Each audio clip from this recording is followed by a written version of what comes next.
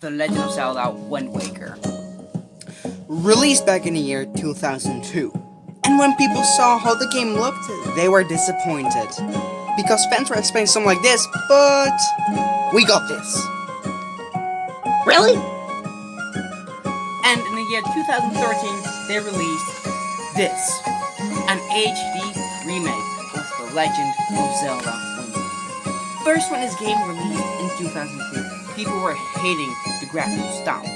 They didn't like the cartoony Zelda. They wanted something like Twilight Princess. But nowadays, if I ask, what is your favorite Zelda game? They say, The Wind Waker. So today, we're going to be taking a look at The Legend of Zelda Wind Waker HD to see if the game is really one of my it's going to be one of my favorites, or if this game is still worth picking up today, and if this game is going to be fun to play. And I'm going to tell you guys if I think the graphics are good or not. Do I want something like this, or something like Twilight Princess? If you know what I mean. But for this game, we're going to be taking a look at the graphics, the story, which is a long one, the bonus content, that basically means what can you do if you've beaten the game. I'm going to let you guys listen to the music, which islands there are in the game, because this is basically based on water, and I'll be telling you guys which islands there are, and at the end, give you guys my opinion if this game is still worth picking up today. So without further ado, here we go. So, the game begins with kind of a thing that's going to tell you what happened in the past. Some people say this is after the events of Ocarina of Time or Majora's Mask. I personally don't know because I've never played any of those games. I'm so sorry. But they're basically telling there was a hero who lived in a village, but there was a dark creature called Ganondorf. And he found the Golden Power, also known as the Triforce. And he wanted to take over Hyrule. Then the hero fought off Ganondorf and had defeated Ganon. He was known as the hero of time. Then after that is told, the game opens up to a little island that is called Outset Island. You cut into your sister because you have a sister in this game, how you doing? And she's calling for the big brother because it is your birthday. She's trying to search for you, and when she found her, you're given a telescope. But before she's gonna give it to you, you first have to walk to Grandma's house because she's gonna give you the iconic green clothing.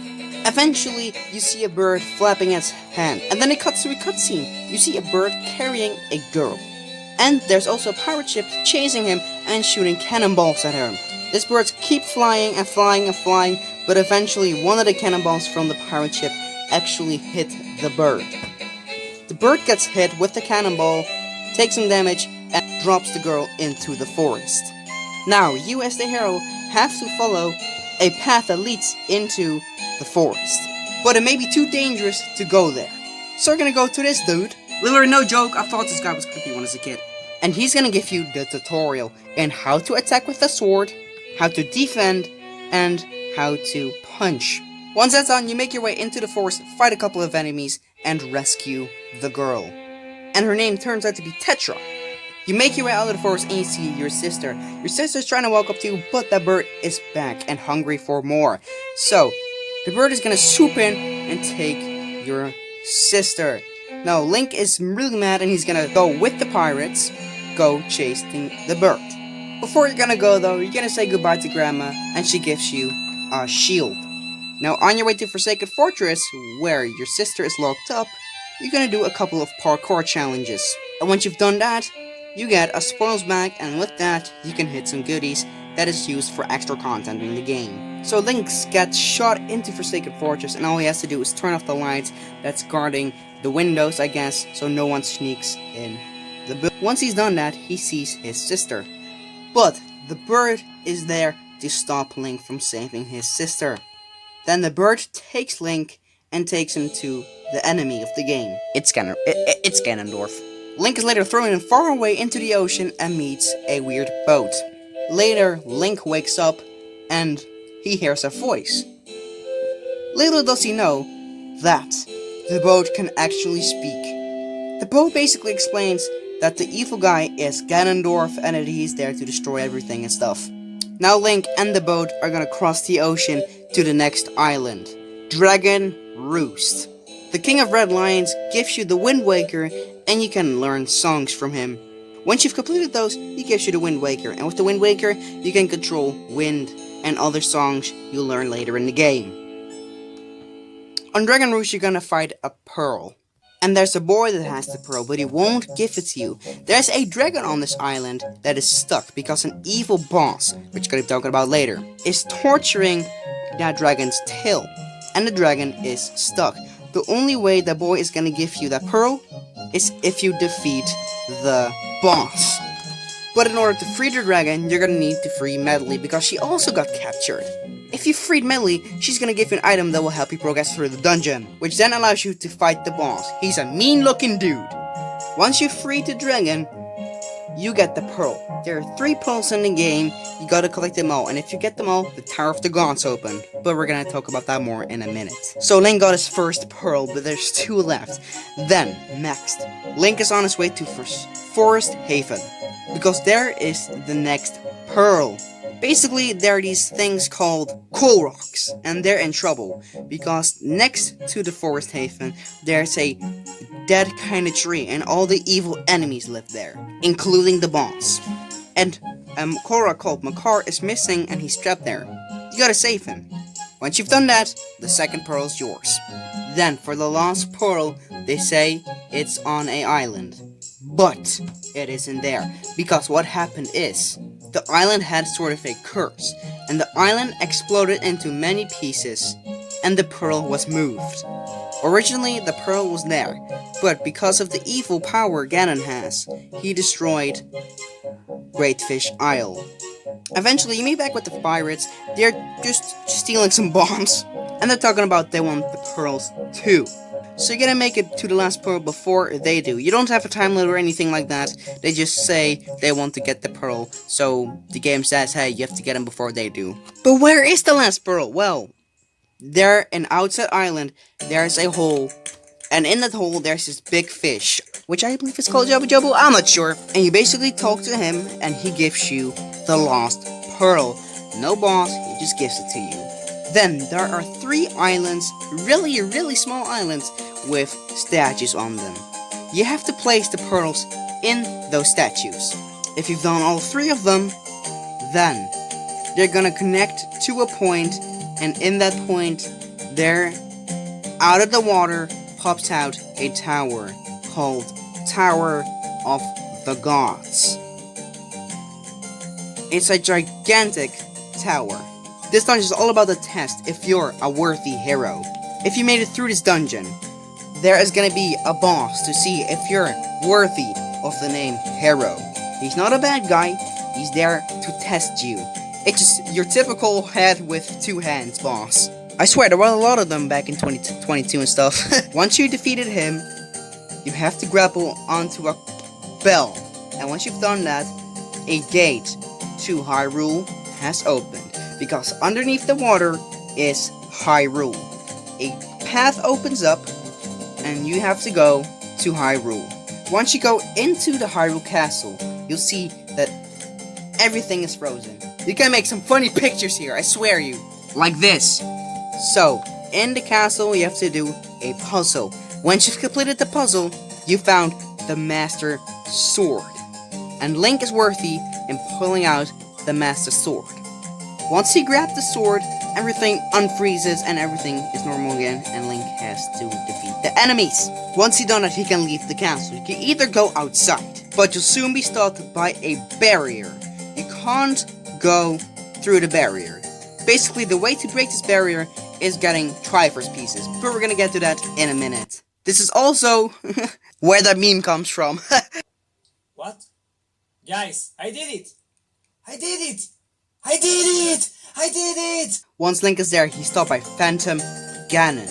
Once Link defeated the Phantom Ganon, he unlocks the hammer in which he can do the rest of Forsaken Fortress. Eventually, when Link made it to the top, they will free her. He'll actually succeed in this and free her and all the other girls. But not soon after, the bird is there again to kill you. But this time, you can prepare and you're gonna run away from the bird, and at the top, you're gonna fight the bird. Once the bird is defeated, you can head to Ganondorf. Once you've made it to Ganon, Ganon tells you that the Master Sword you have has lost its power, and that it can easily defeat you. Then Tetra comes and saves the day. Doesn't take long before she gets defeated too, But then Ganon grabs Tetra, and then Ganon feels a weird power. Because Ganon has one of the 3 Triforce powers. And Tetra has the second one. So Tetra is technically Zelda. Ganon realizes that and tries to capture Zelda. But then the dragon you saved early comes and burns up the place to save you. Then the King of Red Lions tells Tetra that she is indeed Zelda, and that she has to stay there to be safe from Ganondorf. Well, you might be thinking, who is the 3rd Triforce piece? Well, it's you. But that Triforce piece is broken into parts, and you gotta find the whole map in order to find the Triforce pieces and complete them. More about that later. So in order to get your power to the Master Sword back, you gotta travel to 2 little islands, and in those islands there are temples. But you'll soon realize you can't enter it, because you're gonna need an instrument. Well, who has that instrument, you may ask? It's Medley. For the Earth Temple, you're gonna need Medley. And that whole temple is based around you carrying Medley through the temple. Again, more about those temples later. And then for the Wind Temple, you gotta bring Makar. Kinda the same thing, but instead of Medley, you have Makar. If you've beaten these temples, then your Master Sword gets stronger, and if you upgraded your Master Sword to full, you can go face Ganon, but you're gonna need the Triforce pieces. I'm gonna explain everything in a minute. But once you've grabbed all the Triforce pieces hidden around the map, the port to Hyrule opens once again. But you realize Ganon has escaped into Hyrule, and you have to go to his tower in Hyrule. Once you're in Hyrule to check on Zelda, Zelda is gone because Ganon captured him. Then Ganon sends in some troops to defeat you. Obviously, you win. Then once you grab every Triforce piece and you smash the barrier freezes and breaks. Then you can make your way to Ganon's tower. Then Ganon's tower makes you fight every boss that you fight before again, except for the Tower of the Gods boss. Once you've done that, you're allowed to move on again. There you're gonna find Phantom Ganon again. Once you've defeated him, you unlock light arrows. Once you defeated Ganon, you can make your way to Ganon. Then Ganon turns into Puppet Ganon.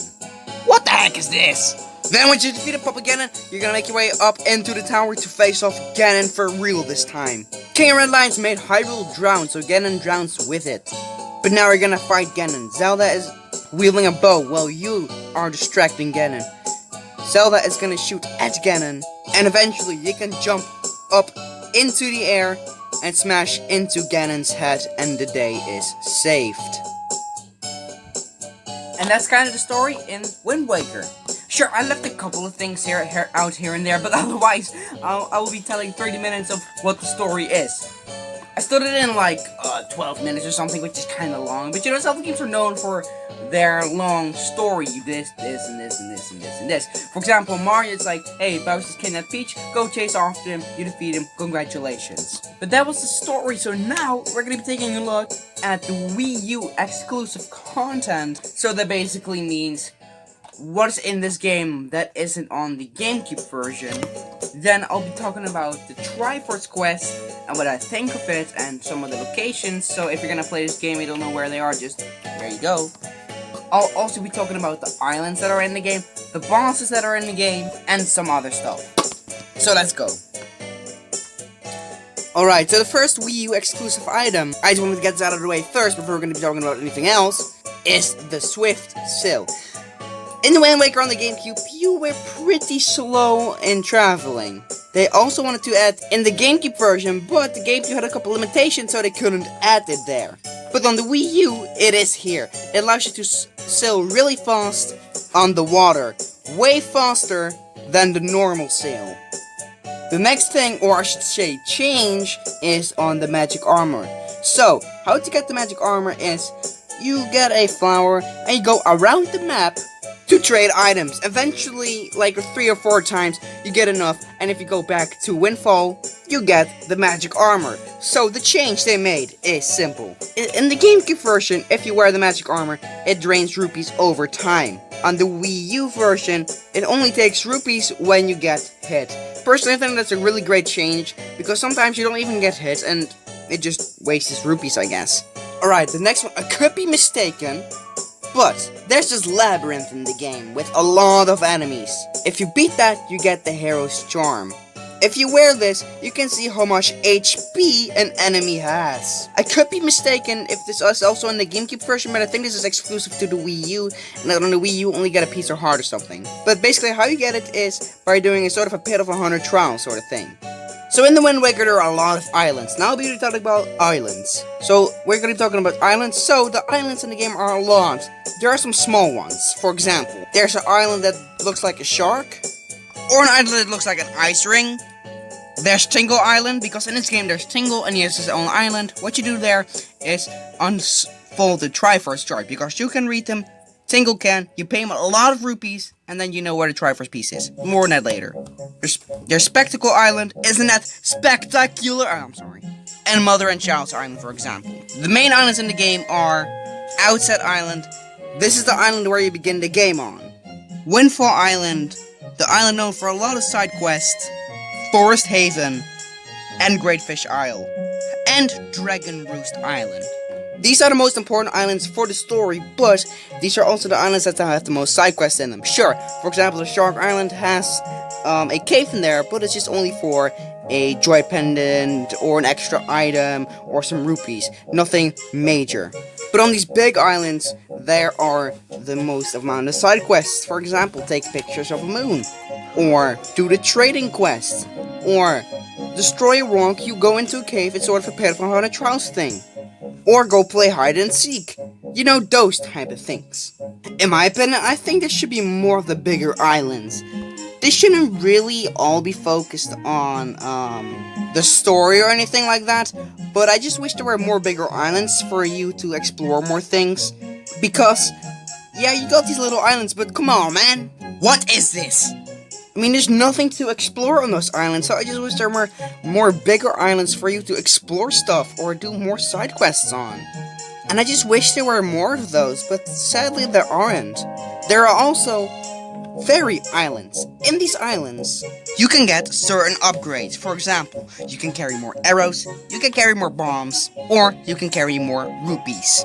Because at the beginning you can only carry 500, on the second upgrade you can carry 1,000 rupees, and on the third upgrade I think you can carry 5,000 rupees. While that's cool and all, I just still wished there were more upgrades. And also more islands to explore. And what I mean by more upgrades is, for example, you can, I don't know, upgrade your telescope or something to see further. Or you can upgrade your hammer you unlock later in the game to do like a sort of a smash attack. Or, you know, things like that. But I also wish there were more islands for you to explore with more stuff to it than just a simple island. Hey, go in the hole. Hey, you find a secret cave. Hey, there's a chest there. Congratulations. Hey, only get some rupees. Hey, get out of here now. I just wish there were more exploration. Sure, on the main islands like Outset and Windfall, there's stuff to do. But, you know, I just wish there were more of those islands. Now for the most annoying quest ever made in the history of Zelda. It's none other than the Triforce Shard quest.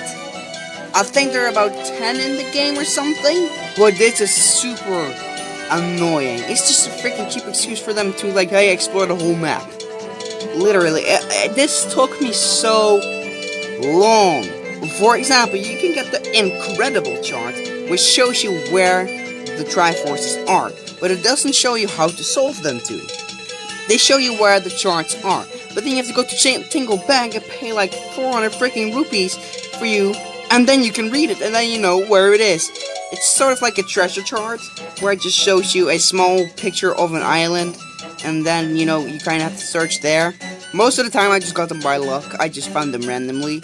But still, the other ones though, they are annoying. There are a couple of dungeons hidden around the map too. You gotta find them first, and if you've done that, you gotta fight a lot of enemies, different waves. You gotta fight a different wave of enemies. If you've done that, the room lights up. If you've done every single one of them, some guards will spawn.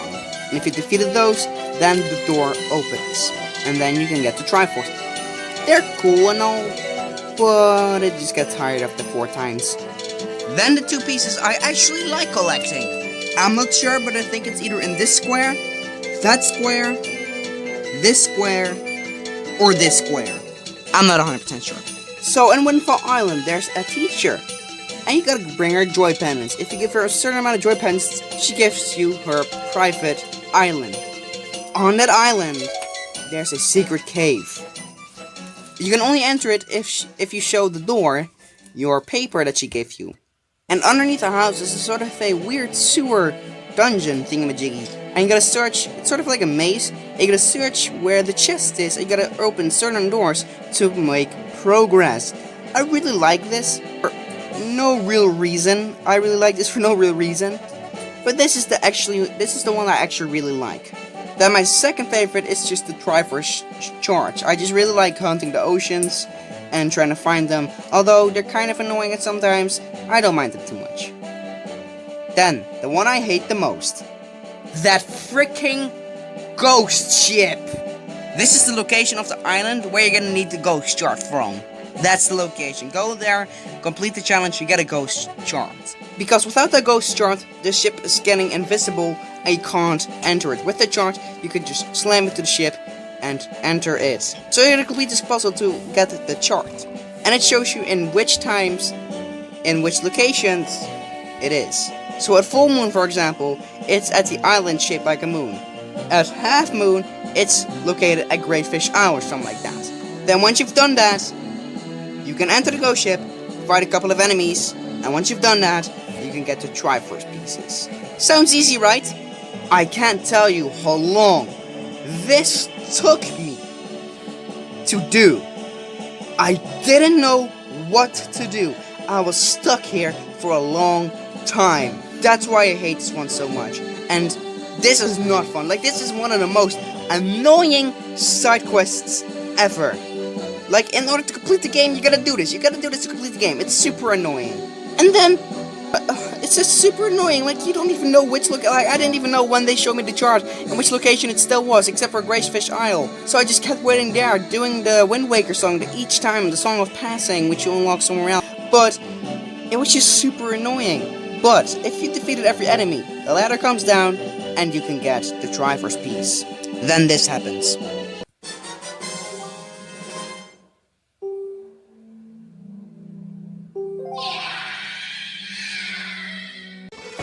Let's go! The final Triforce piece is mine. Let's go! Now we can finally begin.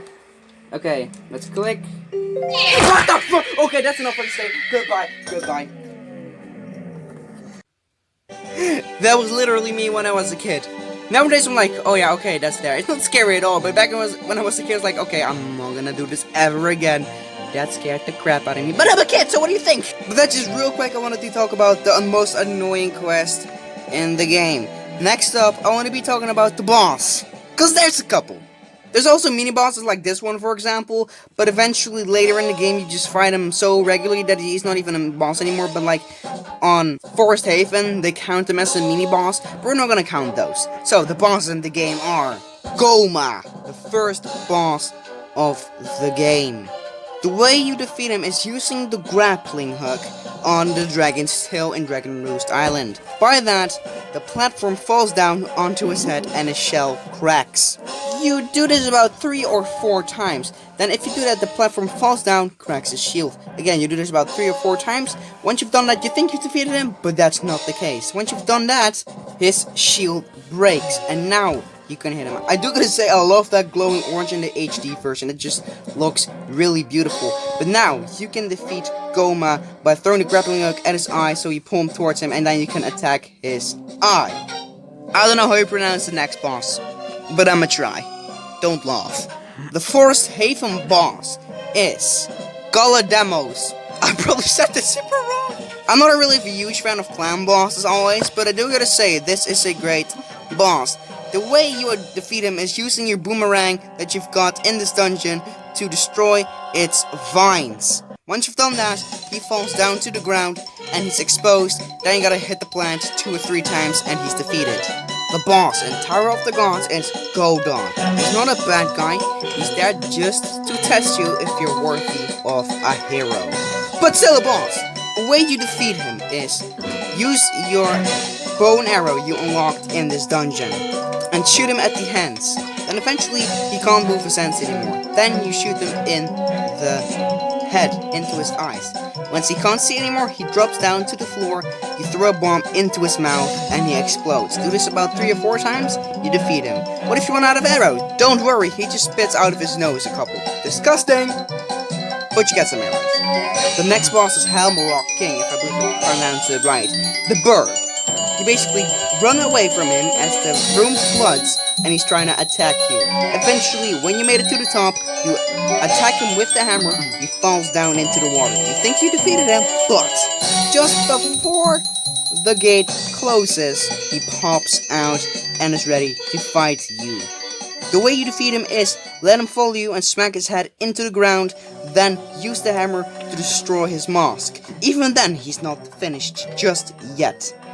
Eventually, he's exposed and doesn't have a helmet on anymore. You can see his face, and then he does basically the same thing, smash his head into the ground, and then you can attack him with your sword. The next boss is Johola, the ghost boss. The way you defeat him is there's lights in the area, and you basically use your new mirror shield you unlocked to show the light on him, I guess, and he becomes visible. Then you pick him up and throw him into the spikes. He turns into a million ghosts, and you gotta destroy them all. The next boss is Mulgara, I believe I pronounced it right. Seriously, I can't pronounce any of these names, dude. This is a long, flying fish boss, I guess. Kinda reminds me of that boss from, I think it was from Majora's Mask or something, you know, the 2 flying birds or something like that. But this doesn't fit in the temple. This is all about wind, and then suddenly there's a boss that is in sand. Kinda strange, but I do think they use the hooks are pretty good in this area. The way you defeat him is use the grappling hook to get his tongue, torch you, and then smash his tongue with your sword. Do this like 3 or 4 times, and he's defeated. There are also these octopus bosses, but they're more mini bosses. All you gotta do is just throw your boomerang at his eyes, and eventually he gets defeated. I just wanted to throw them in here because maybe some of y'all think they're bosses. Each of them has more eyes. For example, the first one has 3 eyes, the last one has 20 eyes or something like that. I just wanted to throw them here just in case some of you are like, hey, that's a boss, why did you throw him in here? Then the next boss with a really weird transformation, I'm not gonna lie, is Puppet Ganon. This isn't a disgusting transformation though, this is a weird transformation. I'm not gonna puke here. This looks so derpy. I don't know why. Puppet Ganon looks so stupid, and with the strings he looks even stupider.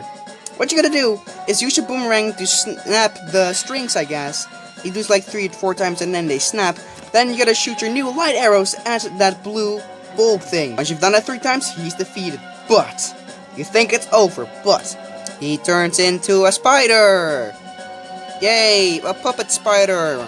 As I like to call him, Spider Dwarf. Basically do the same thing, shoot the light thing, but in this time, instead of just moving around, he tried to flan you. Then if you do this 3 times, you think he's defeated? Well, no, he turns into a snake. Really? A snake? Snake Dwarf? I don't know. What the frick? Why did they choose a puppet snake? They really ran out of ideas or something? It's a snake. This is probably the hardest phase though, because Ganon moves really fast, so it's kind of hard to hit that blue thingy. And I struggled a lot on this boss.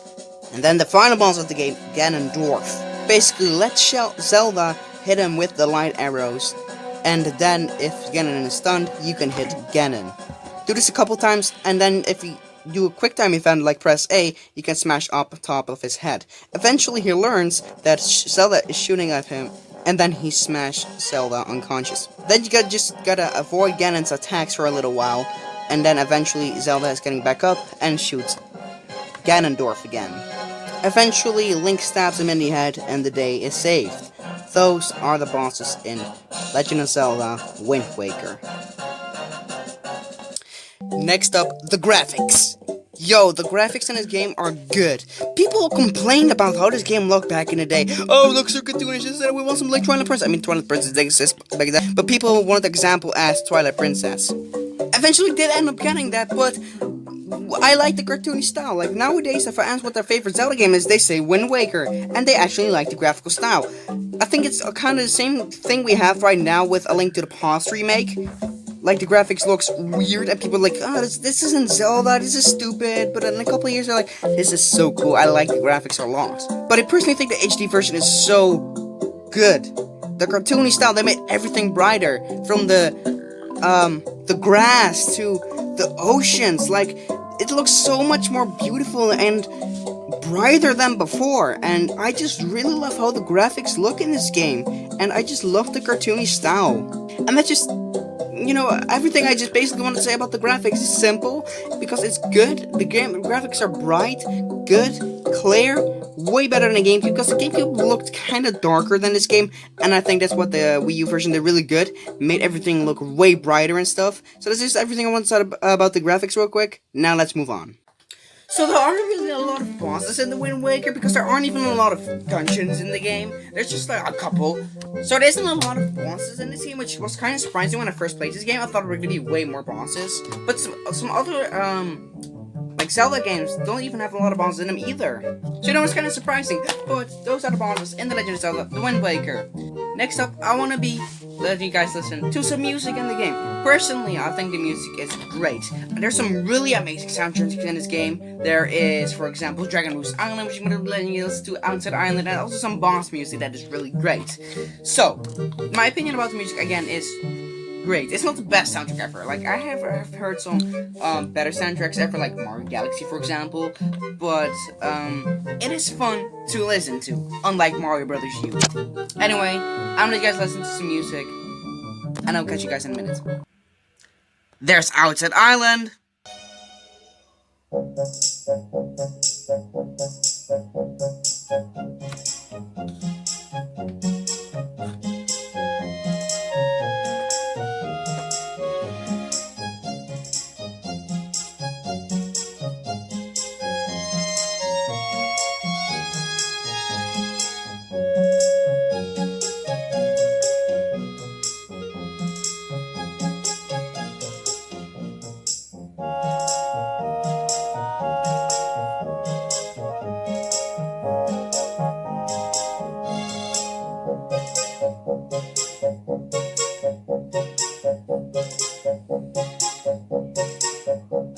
This music is just so relaxing to listen to. I don't know why, but this is one of the most relaxing music ever from a game. And I just like the little Ocarina of Time reference they throw in that song. And, yeah, I think it's a great song. You got one for Island?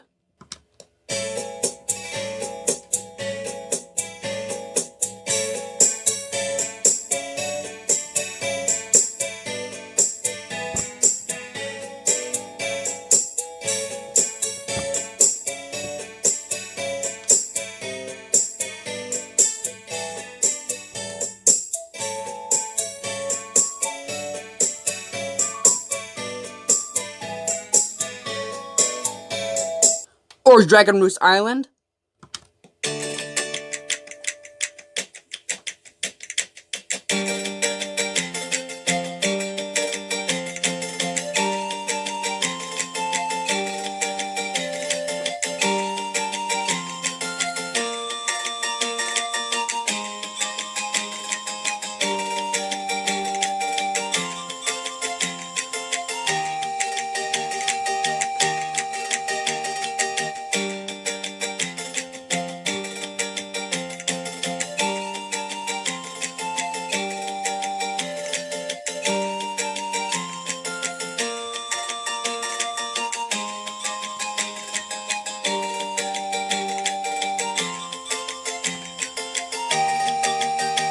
Or the title theme?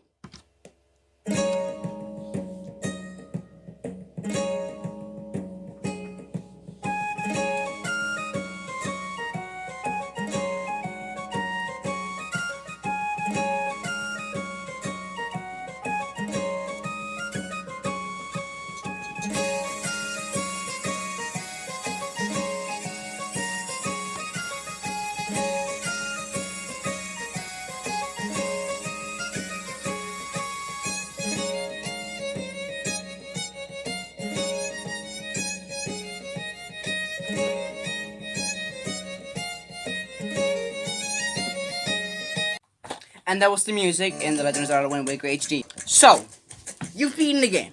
You've beaten Ganon. What is there left to do?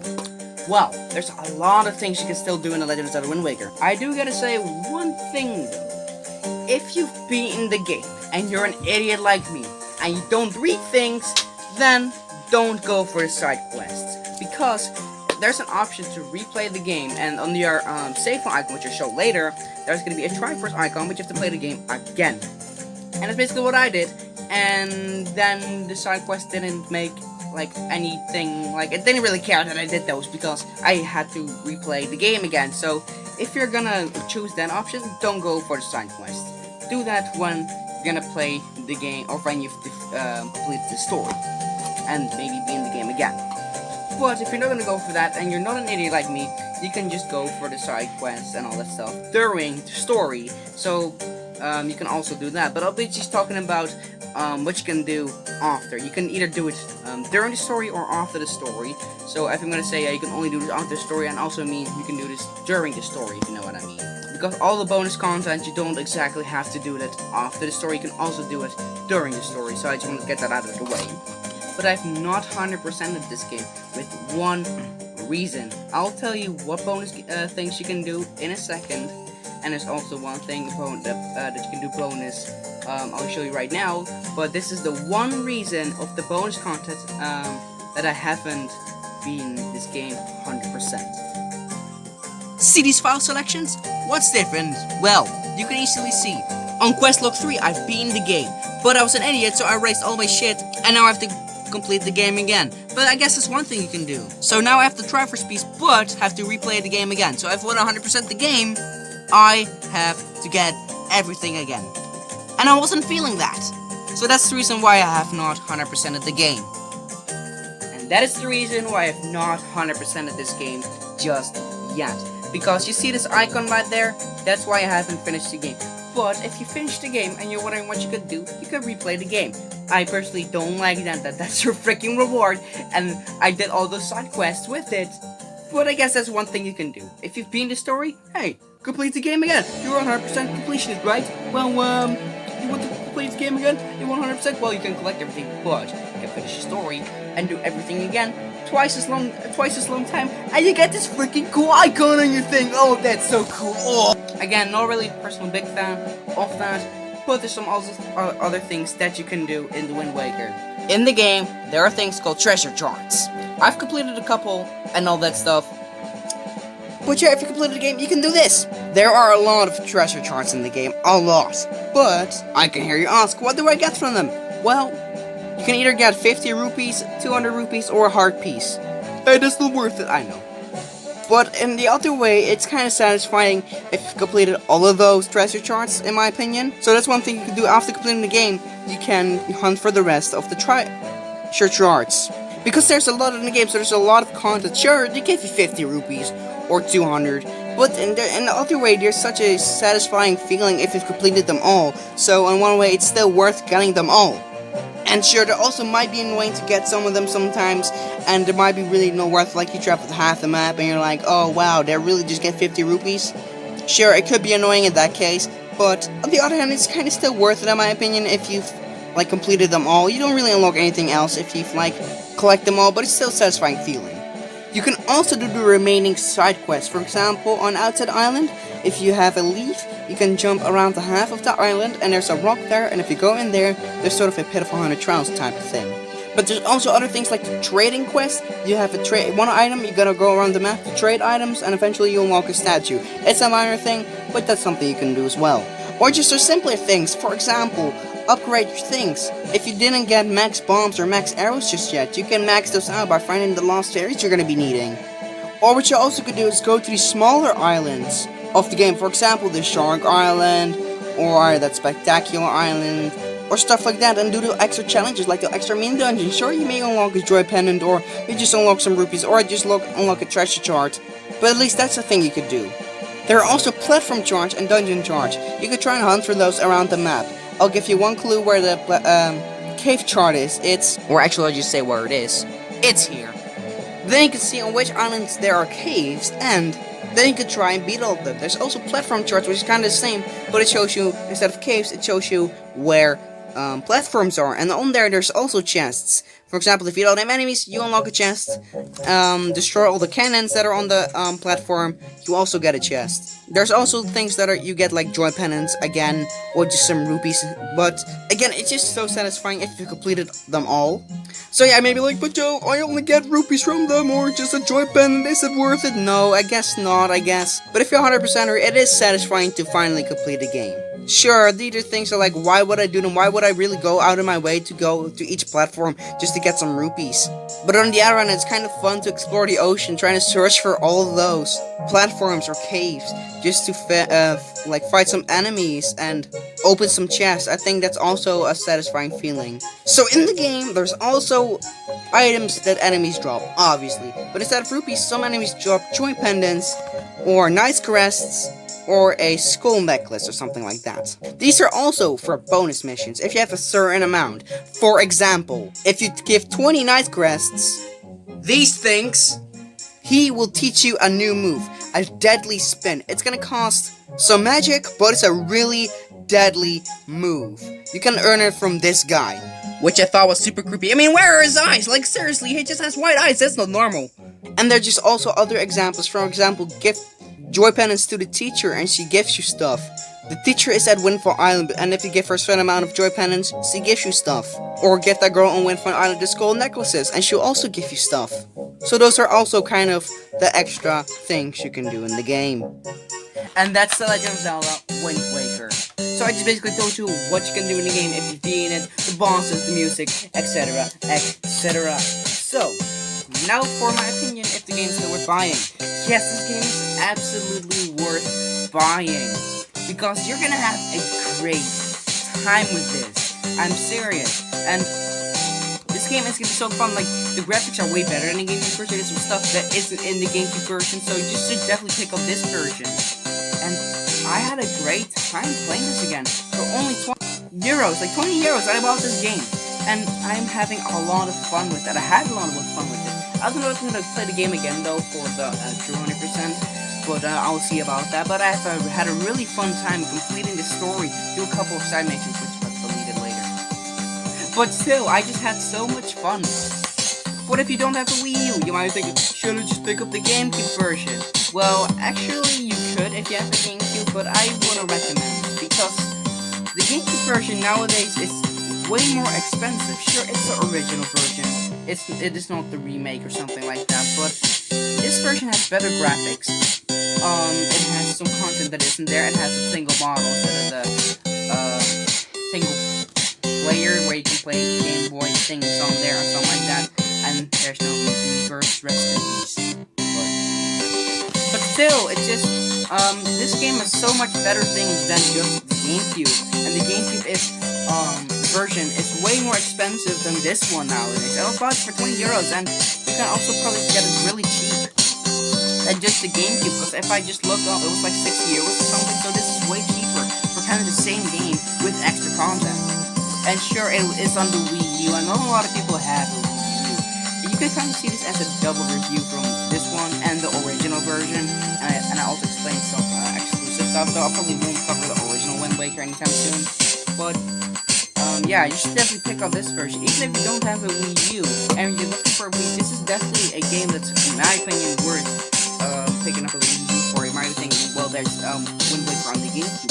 That version is way more expensive than this one, so if you're just trying to look for this game is way better to pick up. And there's also other games that, like, the system is worth picking up for, so you could just get this with a couple of other games, and then you have to think, in my opinion, a great system. Like, I think the Wii U was a great system. But just the poor marketing and stuff just made the console flop. But that's about it for Windwaker HD. I probably had the most fun recording this one, and Sonic Unleashed. Like, this was probably, I had such a great time with this game, and, yeah, this was a really fun game to play.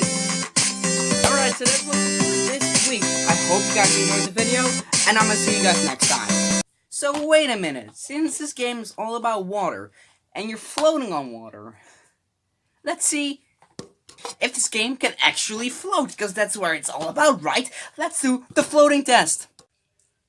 The game, water. It does.